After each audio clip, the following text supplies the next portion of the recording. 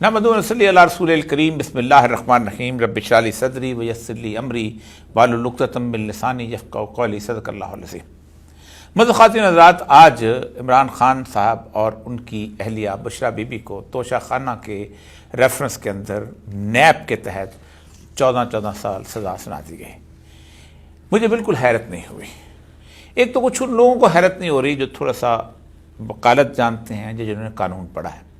یہی وجہ ہے کہ آج میں اس ویڈیو کو کرنے کے لیے خاص طور پہ ہائی کورٹ کے اندر جانے والی اس یونیفارم کو پہن کے آیا ہوں، تاکہ کم از کم اس کے احترام میں چیزوں کو زیادہ بہتر طریقے سے آپ کے سامنے پیش کروں۔ اگرچہ کہ اس وردی کا اب احترام پورے پاکستان کے اندر کرنے والے بہت کم لوگ رہ گئے ہیں۔ معاشرہ جب زوال کا شکار ہوتا ہے تو سارے کے سارے ادارے جو ہیں یوں دھڑام سے ٹوٹ جاتے ہیں، گر جاتے ہیں اور مکمل تباہی ہوتی ہے، کیونکہ کائنات کا ایک اصول ہے اللہ تبارک و تعالیٰ کا کہ پھر وہ اثر نو چیزوں کو تعمیر کرتا ہے۔ یہی چیز تاریخ دان بھی کہتے ہیں، خاص طور پہ ہیگل کی ڈائلیکٹیکل مٹیریلزم بھی یہی کہتی ہے کہ ایک دفعہ جب ایک تھیسس پیش کیا جا رہا ہوتا ہے تو اس کے اینٹی تھیسس ایک ایسا آتا ہے جس کے اندر ہر چیز تباہ و برباد ہو جاتی ہے، جس کے بعد عقل کل جو ہے اس کے اندر سے ایک نئی تہذیب کو جنم لیتی ہے جو اخلاقی طور پر بھی بلند ہوتی ہے۔ ہم اینٹی تھیسس کے آخری دور میں سے گزر رہے ہیں۔ یہی وجہ ہے کہ پاکستان کی 75 سالہ تاریخ اور اگر برصغیر پاک و ہند کے سارے 1860 اور 1855 اور اس کا 1920، یہ دیکھیں میرے سامنے کوڈ ہے 1860 کا پاکستان پینل کوڈ، اور اسی طرح باقی قوانین ہیں، ان سے لے کے اب تک کی اگر صورتحال دیکھی جائے تو اس وقت سے لے کے اب تک جو کچھ ان قوانین کا مذاق اڑایا گیا ہے، آج تک کسی چیز کا مذاق نہیں اڑایا گیا۔ لیکن آج میں بالکل ایک مختلف حوالے سے اس توشہ خانہ ریفرنس کے اوپر گفتگو کرنا چاہوں گا۔ میری حیرت کیوں نہیں ہوئی؟ میری حیرت اس لیے نہیں ہوئی کہ میں عمران خان کی رجیم چینج ایکسپیریمنٹ کو سی آئی اے کے ان 72-73 مختلف قسم کے رجیم چینج ایکسپیریمنٹس کے تناظر میں دیکھتا ہوں، اور میں جانتا ہوں کہ وہ کیا، کب، کس طرح اور کیوں کرتے ہیں۔ عمران خان پہلا پرائم منسٹر نہیں ہے کہ جسے توشہ خانہ کے سلسلے میں سزا سنائی جا رہی ہو، بلکہ عمران خان کو تو بہت کم سزا سنائی گئی۔ ترکی کے ایک پرائم منسٹر تھے، بہت مقبول پرائم منسٹر تھے، عدنان مندریس، اور ان کے ساتھ ایک صدر تھے جلال بایار۔ ترکی کے پرائم منسٹر 10 سال تقریباً وہاں حکمران رہے تھے، اور یہ وہ ان لوگوں میں سے تھے کہ جنہوں نے کمال اتا ترک کے سیکولرزم کے کلاوے کو نکال کے باہر پھینک دیا تھا، اور بہت حد تک لوگوں کو اسلام اور اس کے بعد ترک روایات کے ساتھ، وہ روایات جو ایک زمانے میں خلافت عثمانیہ سے متعلق تھیں، ان سے منسلک کیا تھا۔ اور پھر وہ آہستہ آہستہ نیٹو کا کلاوہ اپنے گردن سے نکالنا چاہتے تھے، کیونکہ 1952 میں نیٹو میں شامل ہوا تھا، تو وہ چاہتے تھے کہ اس کو سے نکالا جائے۔ ترکی کے انتہائی مقبول، یعنی آپ سوچ نہیں سکتے کہ اتا ترک کے اس ٹریڈیشن کے اندر ایک ایسا آدمی نکل آئے کہ وہ ٹریڈیشن جس کے اندر پارلیمنٹ کے اندر ترکی میں اذان دینے کا جب بل پاس ہوا تو لوگوں نے عربی میں اذان دینا شروع کی تھی، تو ان کو مارا جانے لگا تھا، تو 7 لوگوں نے شہادت حاصل کر کے، شہادت کی موت حاصل کر کے وہ اذان مکمل کی تھی 7 ارکان پارلیمنٹ نے۔ یہ صورتحال تھی۔ اس کے اندر یہ شخص جو تھا، یہ اس کے اندر نکلا تھا، اور اس نے جمہوری طور پر آگے بڑھنا شروع کیا تھا۔ جب جمہوری طور پر کوئی طاقتور شخص ہو جائے تو پھر سی آئی اے کے پاس ایک ہی راستہ رہ جاتا ہے، اور وہ ہوتی ہے مسلح افواج۔ میرے سامنے یہ اس وقت ڈاکومنٹ ہے، جس وقت سیکورٹی ڈاکومنٹ، جو کہ سیکورٹی پیپر جب تش بام ہو چکے ہوئے، سب کا پردہ جو ہے وہ امریکہ کھول دیتا ہے کہ ہم نے تمہارے ملک کے ساتھ یہ کیا تھا، ہم اتنے بڑے گنڈے تھے، اب اس کو سنبھال لو۔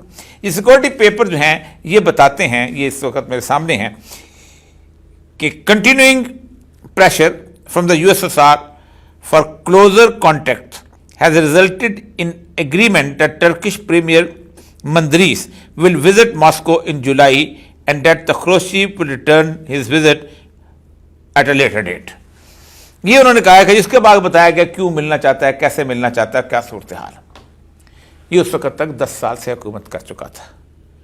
27 مئی 1960 کو اس شخص کو وہاں سے اقتدار سے اتارا گیا.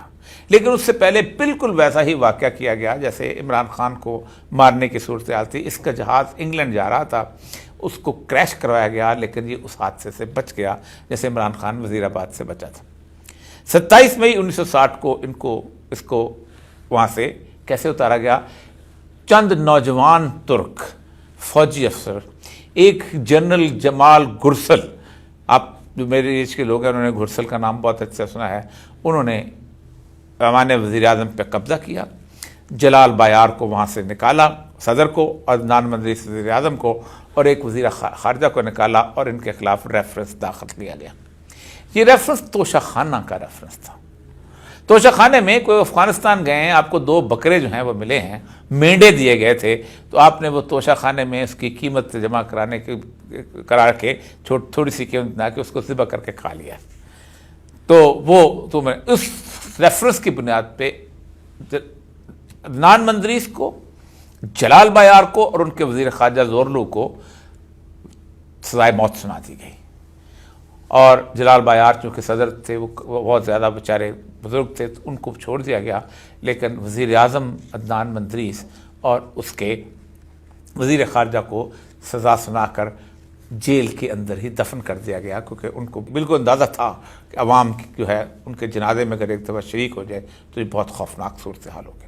اس کے بعد ترکی کے اوپر پے در پے حکومتیں چلتی رہیں, ساری کی ساری فوج سے آتی رہیں, اور وہ ایک ایسی فوج بنا دی گئی. آپ کو یاد ہوگا کہ پاکستان کے اندر ضیاء الحق کے زمانے میں, مشرف کے زمانے میں, اور اس طرح مختلف زمانوں کے اندر NDU کے اندر باقی جگہ پر کہا جاتا رہا کہ ایک قانون ایسا بنا لیا جائے کہ جس کے اندر ترکی کی طرح فوج کو مکمل طور پہ سول کے اندر داخلے کی اجازت دی جائے. آپ کو یاد ہوگا نجم الدین اربکان کی گورنمنٹ جیسے اتاری گئی, پھر آہستہ آہستہ اس کی صورتحال یہ ہوئی کہ امریکہ جو ہے وہاں سے ڈیفیٹ کھانے لگا, اور وہاں پر یہ جو موجودہ اردوان ہیں یہ تشریف لے آئے.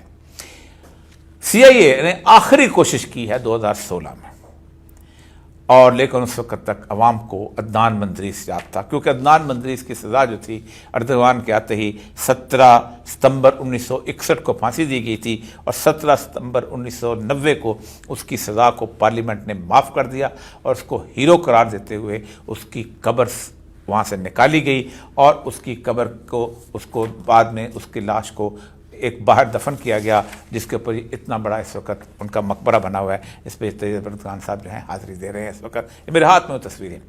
لیکن 2016 میں آپ کو یاد ہوگا فتح علی گلن کی ایک موومنٹ چلائی گئی سیاسی اسلام کہنے کے صورتحال میں, اور فتح علی گلن کی موومنٹ 2016 میں جب وہاں پر اس کے خلاف انہوں نے قبضہ کرنے کی کوشش کی انقرہ کے اندر, اور اردگان کا تختہ ویسے ہی الٹنے کی کوشش کی, تو آپ کو یاد ہوگا کہ لوگ ٹینکوں کے سامنے لیٹ گئے تھے.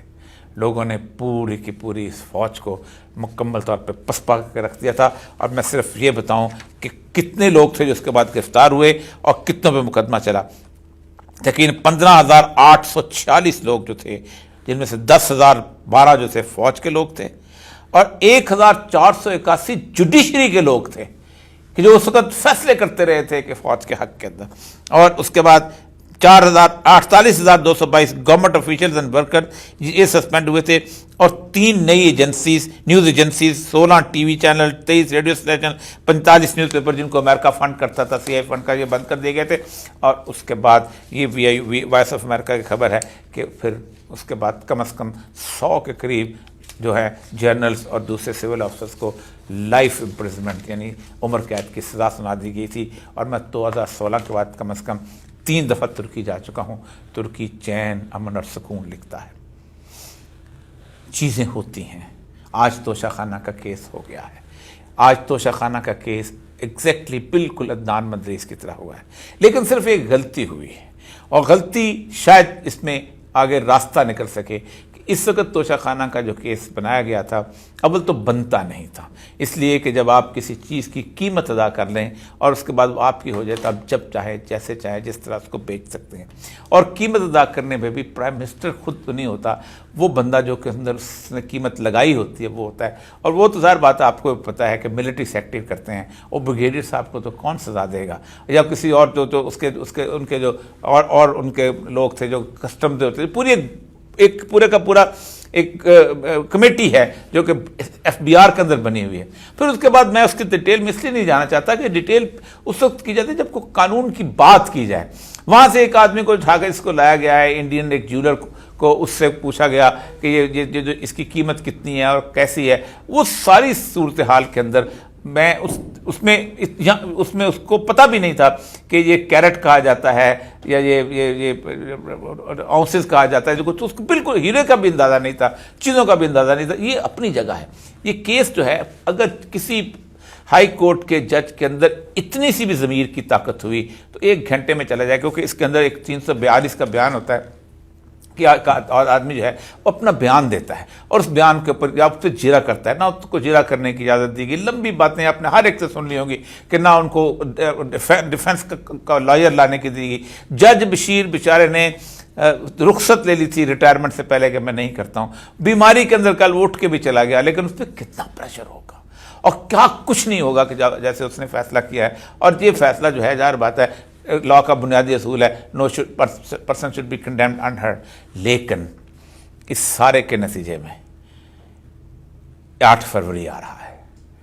عدنان مندریس 1961 سے 2016 تک ایک طویل عرصہ لگا تھا ترکی کو وہاں سے نکلنے کے لیے, لیکن اس وقت CIA بہت مضبوط تھی, اس وقت امریکہ بہت مضبوط تھا, اس وقت وہ وار چل رہی تھی جسے کولڈ وار کہا جاتا ہے, اور اس کے اندر انہوں نے بہت پنجے اپنے گاڑے ہوئے تھے. نیٹو کا ہیڈ کوارٹر تھا وہاں پر, سارے اڈے تھے وہاں پر موجود, اور وہ مکمل طور پر اس کو ہولڈ کرتے تھے. انہوں نے 1920 سے انویسٹمنٹ کی تھی لاریس آف اریبیا کے. لیکن پاکستان کی صورتحال جو ہے یہ اب بالکل مختلف ہے.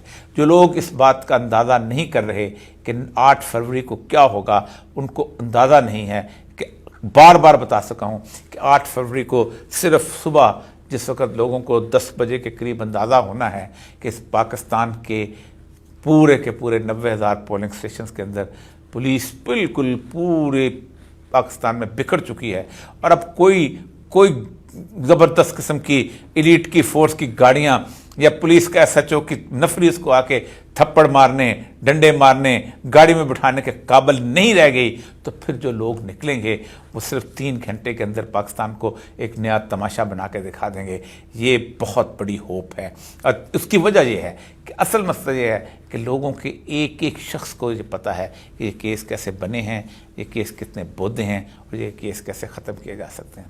پاکستان کی تاریخ میں پہلی دفعہ ہوا ہے کہ پرائم منسٹر جو ہے وہ خود اگر تو موجود ہے, لیکن اس کی بیوی کو خاص طور پہ لانا, کیا وہ اس کو تحفے کو خریدنے میں اس کا کردار تھا؟ نہیں تھا. نہ ہوتا ہے, نہ ہو سکتا ہے, نہ وہ اس کیپیبل اس صورتحال میں ہوتی ہے. اور اس طرح اگر توشہ خانے کی سزائیں دینی پڑی تو پاکستان میں کم از کم رولکس کی گاڑیاں تو کم از کم 10 کے قریب صحافیوں نے بھی لی ہوئی ہیں جو ان ساری چیزوں میں جاتے. میں اس تفصیل میں اس لیے نہیں جانا چاہتا کہ یہ بنیادی طور پر یہ فیشن ہے CIA کا کہ کیسے چھوٹے چھوٹے مقدموں کے اندر لوگوں کو سزا دلوا کے یہ ثابت کیا جائے کہ ہم بہت طاقتور ہیں. لیکن یہ طاقت کی زبان ایک دن یوں پھک سے اڑ جایا کرتی ہے. ترکی کو کئی سال لگے تھے 2016 لاتے, لیکن ترکی کی تاریخ میں کبھی اس طرح کی صورتحال نہیں رہی تھی کہ لوگوں کو مستقل طور پر ہراساں کیا جائے, لوگوں کو ان کی رائے سے محروم کیا جائے, مدتوں چیزوں کو اپنے کنٹرول میں ایسے رکھا جائے کہ لوگوں کو قانون کا, اقدار کا, اخلاقیات کا, روایات کا کوئی پاس نہ رہے. ترکی نے جنگیں بھی نہیں لڑی تھیں جیسے ہم نے لڑی ہیں. ہم نے 75,000 بندے صرف وار آن ٹیرر میں مارے گئے ہیں. ہم نے افغان وار لڑی ہے پہلی باری روس کے ساتھ. ہم جانتے ہیں, ہمیں پتہ ہے, لوگوں کو علم ہے. ترکی کے اندر اس طرح کا کوئی آپ کو ایک سیٹ اپ بھی نہیں ملے گا.